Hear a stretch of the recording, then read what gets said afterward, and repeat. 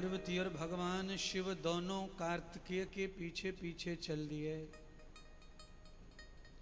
आगे आगे कार्तिकेय महाराज, पीछे पीछे माता पिता पार्वती और महादेव।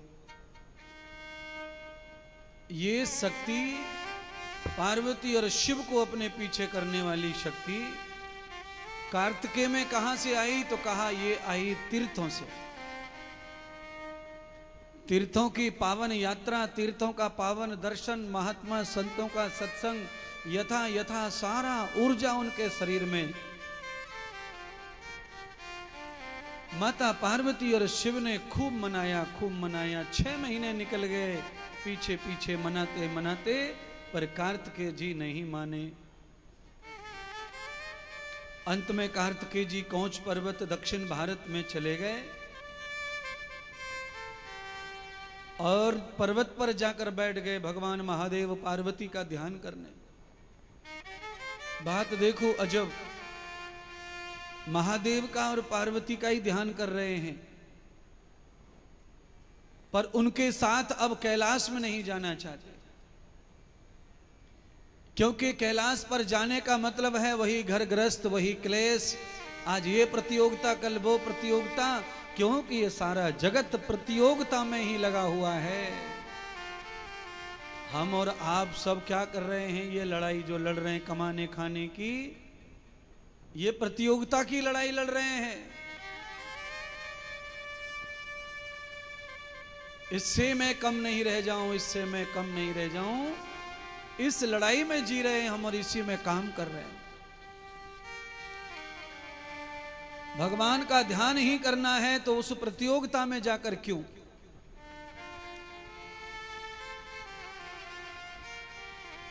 अखंड ब्रह्मचारी हो गए। माता पार्वती अमावस्या में कृष्ण पक्ष में 15 दिन तक मनाती रहीं। जैसे ही शुक्ल पक्ष आया महादेव मनाने लगे। अंत में कौच पर्वत ही जम गए, नहीं माने।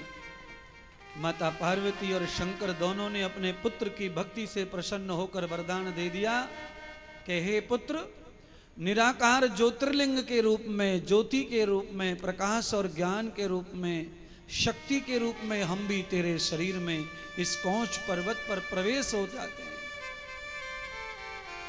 साकार रूप से हम कैलाश चले जाएंगे, पर तेरी भक्ति से प्रसन्न होकर हम यहीं रहना चाहते हैं।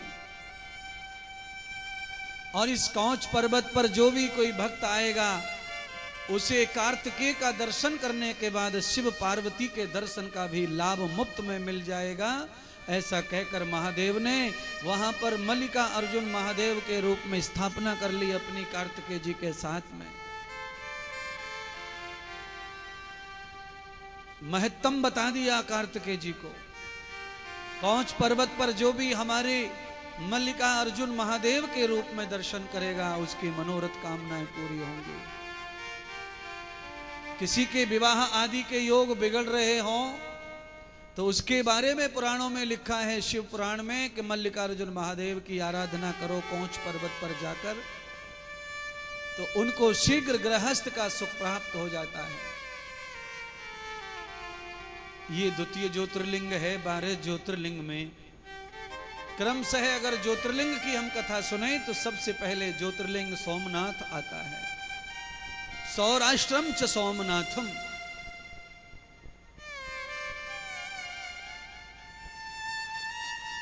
तब भगवान सूत जी ने दूसरे ज्योतिर्लिंग का पावन व्याख्यान किया। सौनक आदि ऋषि इतने लालचित हो गए कथा श्रवण करने के लिए। अग्रे अग्रे महाभागम अग्रे अग्रे ब्रूयताम। अब ऐसा लगता है महाभागा सूत जी कि आप एक पल जब श्वास लेते हो, उस क्षण में कुछ कथा छूट जाती है तो प्राण से निकलते हैं।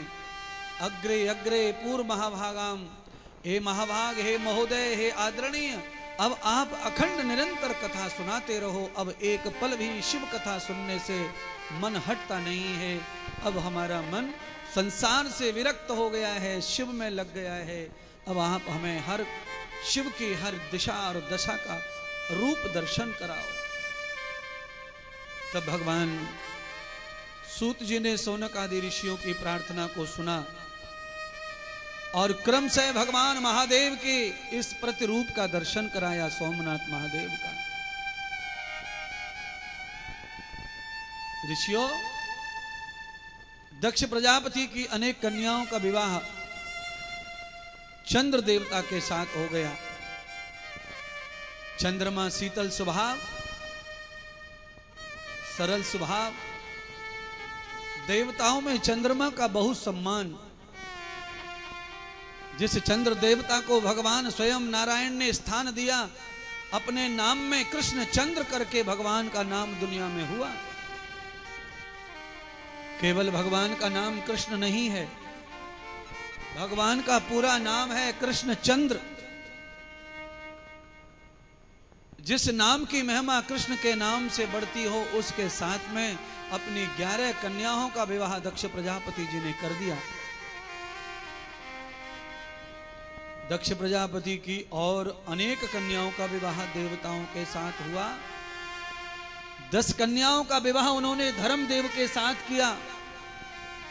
एक कन्या का विवाह शिवजी से, महादेव से किया था सती के रूप में, और 11 कन्याओं का विवाह चंद्रमा से किया।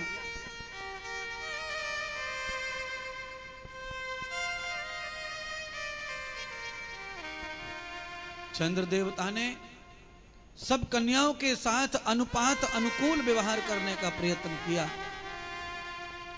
सभी कन्याओं को पत्नी के रूप में अच्छा सुख देना चाहते थे, पर मैंने कहा संयोग नहीं तो नहीं मिला। केवल एक ही कन्या है रोहिणी, जिसको चंद्र देवता का पति स्वरूप में सुख प्राप्त हुआ, पर संस्कार उत्तम होने के कारण 10 कन्याओं ने विवाह के बाद पति के साथ रहकर कभी पति को तंग नहीं किया कि आप हमें साथ दो। सहन करते रहे, सहन करते रहे। आखिर में पिता का बुलावा आया कि श्रावण का महीना है, झूला पड़े हैं, गणगौर की पूजा होगी, हरियाली तीज आ गई है, पुत्रियों को वापस मायके में लाना चाहिए। तो दक्ष प्रजापति ने विमान भेज दिया अपनी कन्याओं के लिए, सारथी भेज दिए। चंद्रलोक से यानी कैलाश लोक से हरिद्वार की पावन धरती पर उनकी 11 कन्या अपने मायके में पधार गई। देखा रोहिणी तंदुरुस्त और सुडोल हो गई है और अच्छी लगने लग गई है। दक्ष प्रजापति की 10 कन्याएं सूख कर कांटा हो गई हैं, चेहरा मुरझा गया है, चेहरा सूख गया है, मानो कि उन्हें रोटी नहीं मिली, मानो उन्हें नींद नहीं मिली।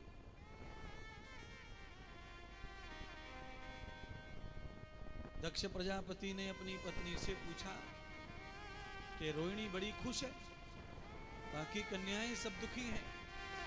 उनके चेहरे से लगता है, अरे तनक अपनी पुत्रियों को पूछो तो सही कि चंद्र देवता के साथ विवाह करके संपन्न हो, सुखी हो, आनंदित हो।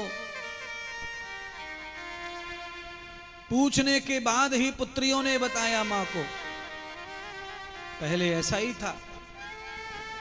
पहले ससुराल में जाकर बेटियां चाहे जितना त्रास और दुख भोगती थी, पर मायके में आकर के कभी बदनामी नहीं करती थी, सहन कर लेती थी।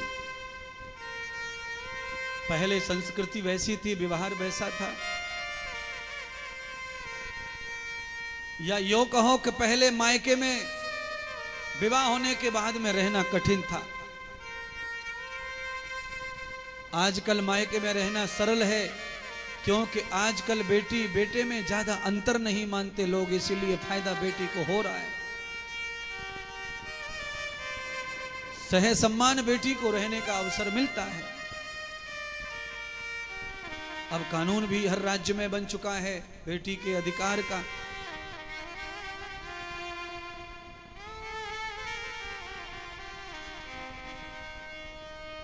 दक्ष प्रजापति की धर्मणी ने पूछकर अपनी पुत्रियों को जाना, तो पुत्रियों ने सारी बात बताई। मां, चंद्रदेव वैसे तो बहुत कुशल हैं और बहुत शांत और सरल हैं, पर उन्होंने पति धर्म नहीं निभाया हमारे साथ में। हमें चंद्रदेव से कोई भी सुख प्राप्त नहीं हुआ, हमारा तो गृहस्थ प्रारंभ नहीं हुआ। केवल वो रोहिणी के साथ में ही वार्तालाप करते हैं, हमारे साथ में बोलते नहीं।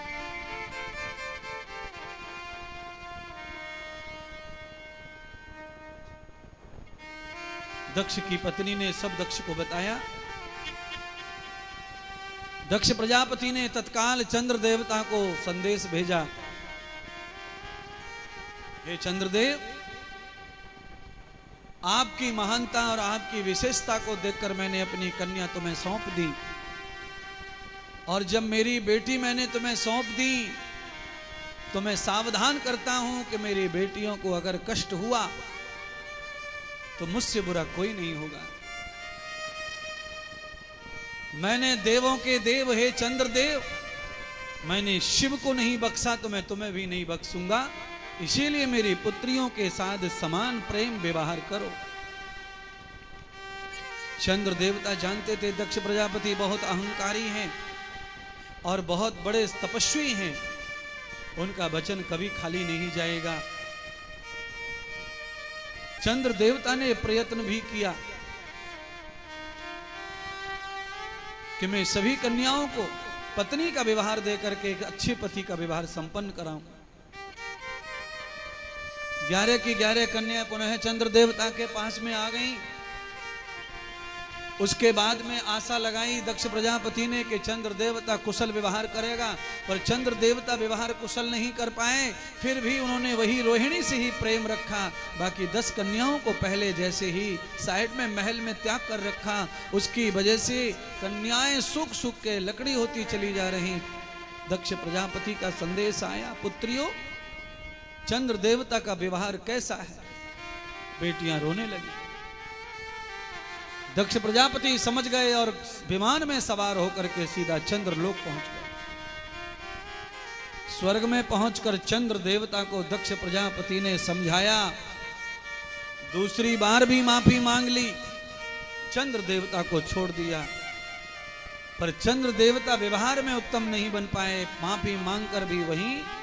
इसीलिए दक्ष प्रजापति ने तीसरी बार पुत्रियों को जाना तो कर रोती हुई फिर संदेश आया, तो दक्ष प्रजापति ने श्राप दे दिया, हे चंद्रदेव, मेरी पुत्रियों के साथ में तुमने जो व्यवहार किया है और सिर्फ मेरी एक पुत्री को पत्नी प्रेम दिया है, इसीलिए मैं तुम्हें रोहिणी के साथ ही श्राप देता हूं कि तुम रोहिणी को भी प्रेम करने के योग्य ना बचो, तुम्हारे शरीर में क्षय रोग हो जाए। दक्ष प्रजापति ने श्राप दिया चंद्र देवता को, तो अक्षय रोग हो गया, सारा शरीर विकसित हो गया। शरीर में रोहिणी के साथ में प्रेम वार्ता करने की शक्ति खत्म हो गई और शरीर चंद्रमा का धीरे धीरे खत्म होने लगा। अब चंद्र देवता बहुत परेशान हुए, तो घर की बात किसको बताएं, किसको बताएं। तो चंद्र देवता सीधे सदगुरु भगवान बृहस्पति के पास में गए। बृहतम नवतेर पुण्यारगतम दुहितम देव महामनि महाभागम महायुक्तम एवं देव जनार्दन। हे गुरुदेव, हे महाभाग, आपके चरणों में दुहाई है, मैं चंद्रदेव आपके चरणों का दास है। बृहस्पति, मेरी रक्षा करो। महाराज, मैं जो कथा सुना रहा हूं, इस कथा के बहुत मायने हैं, और इस कथा के मायने यह है कि जीवन में जब कोई गुरुदेव हमारे जीवन में मौजूद रहते हैं, कोई सन्यासी, कोई आचार्य विद्वान हमारे जीवन में गुरु के रूप में मौजूद रहते हैं, तो घर में जब ऐसे संकट आ जाते हैं जिनको हम बाहर चाचा को भी नहीं बता सकते, मामा को भी नहीं बता सकते, ऐसी परिस्थिति में घर में आत्महत्याएं हो जाती हैं, घर बर्बाद हो जाते हैं। इसके लिए जीवन में एक सन्यासी जरूर पालो।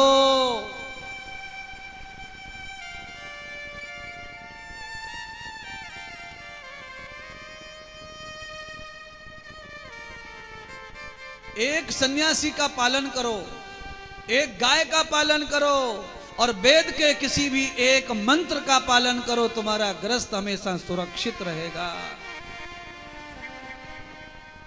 पूरे घर में एक गाय सबके हिस्से में आनी चाहिए, जिससे गार्डन को, फूल पल्लवों को गोबर मिले, पानी मिले।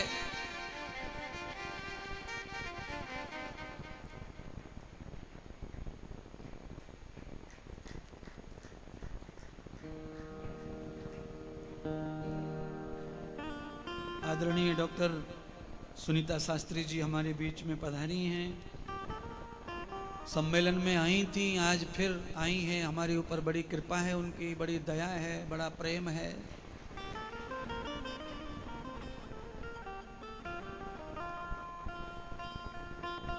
चिरंजीवी रहने का वरदान दिया है, 7 चिरंजीवी हैं। हमारा भी नाम आ जाए तो हम तो आशीर्वाद को सिर माथे धर रहे महाराज।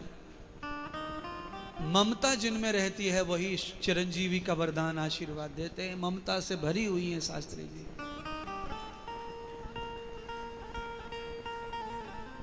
अयोध्या में एक और महात्मा ऐसे थे हमारे, वो अब नहीं है, हमारे शंकर बाबा। तो बड़ी याद आती है शंकर बाबा की कथा में, पिछली कथा में भी, इस कथा में भी। अयोध्या में शंकर बाबा को ऐसे मानो जैसे हनुमान जी थे, शंकर हनुमान अयोध्या के महाराज। मैं तो उसी रूप में मानता हूं, आज दुनिया में नहीं है। बेहद प्रेम और बेहद सम्मान।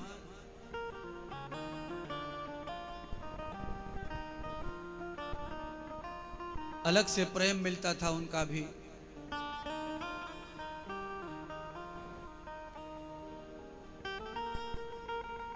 कुछ महापुरुष ऐसे होते हैं जो निर्लेप होते हैं अंदर से, जिनके अंदर हृदय में कोई लेप ही नहीं है, निर्लेप भगवान की तरह पवित्र लेप्त होते हैं। उनके मुंह से प्रेम से बिना स्वार्थ के ही चिरंजीवी भव निकल जाता है।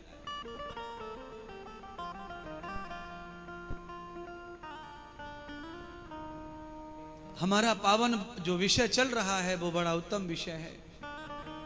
मैंने कहा कि एक सन्यासी अपने जीवन में रखो, एक गाय अपने जीवन में रखो और एक वेद का मंत्र जीवन में रखो। एक परिवार के लिए जरूरी है।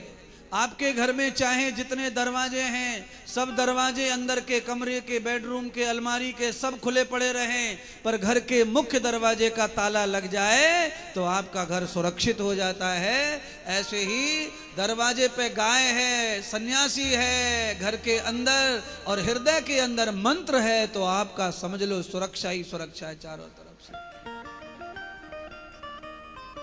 सनातन का नुकसान, हिंदू धर्म का नुकसान हो रहा है इसीलिए कि हम हिंदुओं के घर में न वेद मंत्र है, न सन्यासी की सेवा है, न गाय की सेवा है।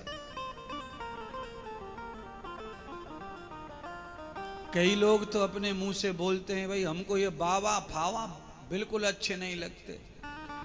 कई लोग बोलते हैं काय का संत, काय का फंत है। हम तो तंग आ गए इनकी कथा फथा से। अब ऐसे लोगों का इलाज क्या है बताओ? ऐसे लोगों का इलाज कुछ नहीं है।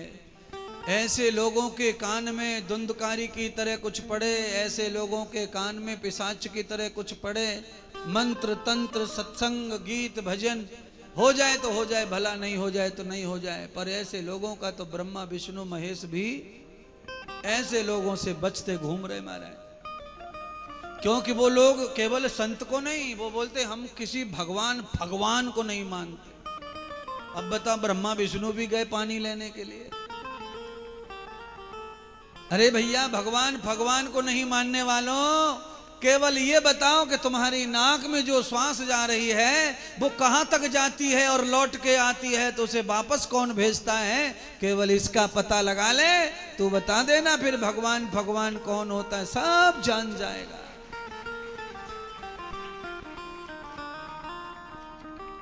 हम नहीं मानते किसी साधु फाधु को।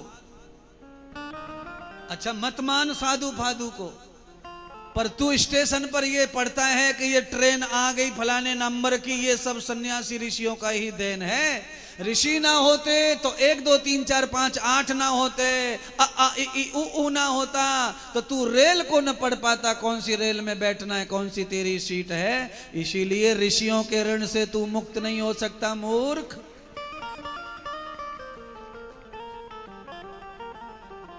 माने च मत माने पर तुझे उनकी कृपा से तू आ ही सीखता है। ये आ ई की वर्णमाला सब ऋषियों की तपस्या है। आज जिस धरती पर तू बैठ करके खा रहा है, पी रहा है, मौज ले रहा है, जुआ सट्टा खेल रहा है, ये सब गौ माता की कृपा है। ये धरती गाय का रूप है। इसीलिए 3 चीजों का ध्यान रखो। गृहस्थ में अगर सुखी रहना है तो वेद का मंत्र होना चाहिए, सन्यासी का आशीर्वाद, कृपा, उपदेश, सत्संग होना चाहिए और गौ की सेवा होनी चाहिए। गाय का दूध घर में रहना चाहिए, घी रहना चाहिए, गाय का दही रहना चाहिए,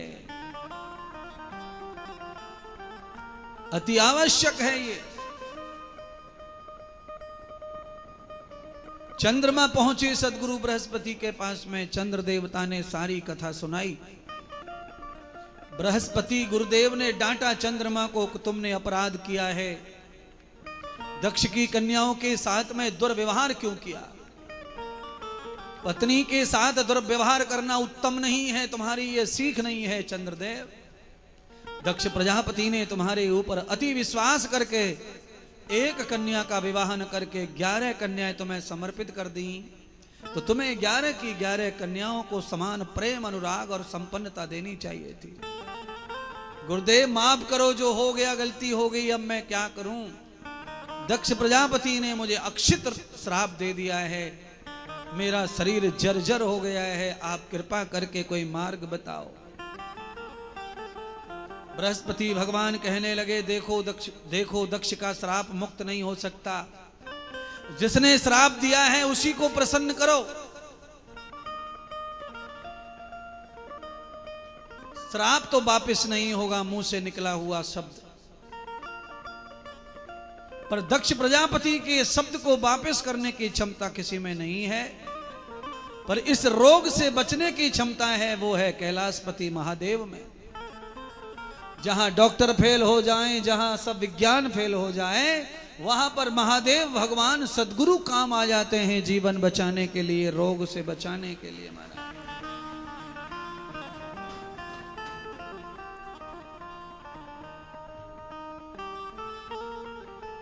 देखो ये बच्ची जो है बाल कटी नाच रही, अभी आगे आकर के, ये भी नया जन्म पाई है, इसी साल नया जन्म हुआ है इसका।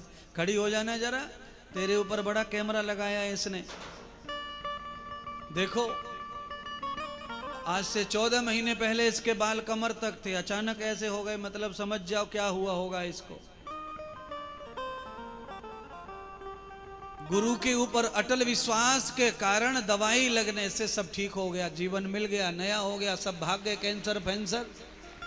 आपने कल सुना था वो आए थे चिलिया बाजार से डॉक्टर साहब मरीज लेकर, उनका भाग गया। देखो ये दूसरा मरीज आज आ गया, इसका भी भाग गया कैंसर। बैठ जाओ बच्चे। जीवन में कोई सन्यासी, मर्मज्ञ सन्यासी, आपको चाहने वाला सन्यासी, आपके लिए अपनी रात दिन खत्म करने वाला साधु जब हमें मिल जाता है तो उसके त्याग और तप बल से बीमारियों में दवाई काम कर जाती है और रोग ठीक हो जाते हैं। अब इसने न शराब पी न तंबाकू खाया, फिर भी कुछ न कुछ बीमारी हो गई। कोई दंड भोगना है भोग लेंगे, पर उस कर्म से वापस आ जाएं, प्रायश्चित हो जाए, ऐसा मार्ग गुरुदेव बताते हैं। मैं तो सबको कहता हूं, आप केवल गुरु के द्वारा बताया हुआ वचन पालन करो। और मैं चैलेंज से लिखित कहता हूं, मैं जो कहता हूं अगर आप उसको पालन करो और उसके बाद आपके जीवन में किसी चीज की कमी रह जाए तो आकर के आप मेरे मुंह पर आकर कहना, समाज में कहना, 100 लोगों में कहना। शास्त्र की बात जो मानता है उसके पास किसी चीज की कमी नहीं रहती है। यश बल धन तप जप सब उसके पास आ जाता है। मांगना नहीं पड़ता है, सब उसके पास रहता है। आपका तप बल खत्म हो रहा है, आपका यश खत्म हो रहा है, आपकी इच्छाएं बढ़ रही हैं, पूर्ति नहीं हो रही है, प्राप्ति नहीं हो रही है, तो मैं आपसे एक ही बात कहूंगा, लड़ो मत, भजन बढ़ाओ, भजन बढ़ाओ, जप बढ़ाओ, भजन बढ़ाओ। सब अपनी मुट्ठी में, सब अपने वशीकरण में है, सब अपने बस में आ जाता है भजन के प्रभाव से, भजन के प्रभाव से। भजन में बड़ी शक्ति है महाराज। किताबों में लिखा है, महात्माओं ने कहा है, इतना नहीं मैं सुना रहा हूं, मैं तो जीवन में आचरण का करने वाला हूं, आचरण कर करके ही सब चीज बताता हूं अनुभव की। केवल कथा पढ़ ली, शास्त्र पढ़ लिया, श्लोक बोल दिया, उसके नीचे जो लिखा अर्थ है वो बता दिया, हो गया ज्ञान। इतने से ज्ञान नहीं समझ में आता है। किताब का श्लोक पढ़ो, उसका अर्थ करो, उसका व्याख्यान करो, उसकी परिभाषा करो, उसका विश्लेषण करो, उसके दृष्टांत बताओ, उसके उदाहरण बताओ, उसका प्रभाव बताओ, तब जाकर बुद्धि सुधरती है, तब आदमी कथा प्रेमी बनता है।